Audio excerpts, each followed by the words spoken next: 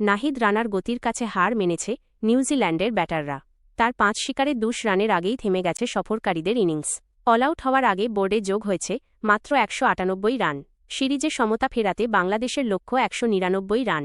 সোমবার ২০ April Mirpur শেরেবাংলায় toss জিতে batting করার সিদ্ধান্ত নেয় নিউজিল্যান্ডের অধিনায়ক টম ল্যাথম।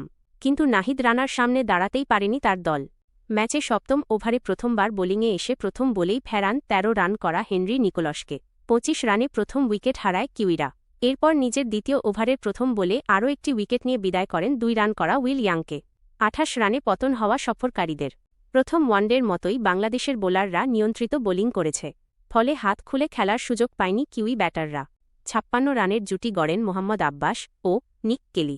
সেই জুটিও ভাঙেন বাংলাদেশের এখন পর্যন্ত দিনের সেরা বোলার নাহিদ রানা। উইকেটের পেছনে লিটন দাসের ক্যাচ বানিয়ে ১৯ রান করা আব্বাসকে দেখিয়ে দেন সাজঘরের পথ। তার বিদায়ে চতুর্থ উইকেট হারায় নিউজিল্যান্ড। অর্ধশত করে ব্ল্যাক ক্যাপসদের হাল ধরে রাখা নিক কেলিকে বিদায় করেন শরীফুল ইসলাম। ১৪ তার সাজানো ইনিংসটি থামে দলীয় ১৪৫ রানে। আক্ষেপে পড়েন তিনি শতক মিসের। ৫ উইকেট হারানো কিউইদের ষষ্ঠ উইকেট তুলে নেন রিশাদ হোসেন। ৬ রান করা জশ ক্লার্কসনকে আউট করেন তিনি। ফলে ১৫২ রানে ৫ উইকেট হারায় সফরকারীরা।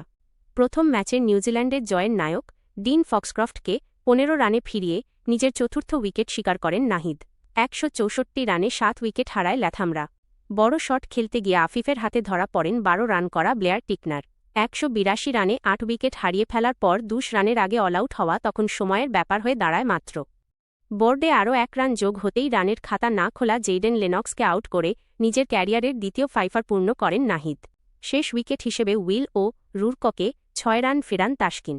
দুর্দান্ত ক্যাচ নেন তাওহিদ হৃদয়। আর তাতেই ১৯৮ রান গুটিয়ে যায় কিউইরা। বাংলাদেশের হয়ে ১০ ওভারে ৩২ রান খরচায় সর্বোচ্চ ৫ উইকেট পেয়েছেন নাহিদ রানা। ২টি করে পেয়েছেন শরীফুল ও তাসকিন আহমেদ। ১টি করে উইকেট পেয়েছেন সৌম্য সরকার ও রিশাদ হোসেন।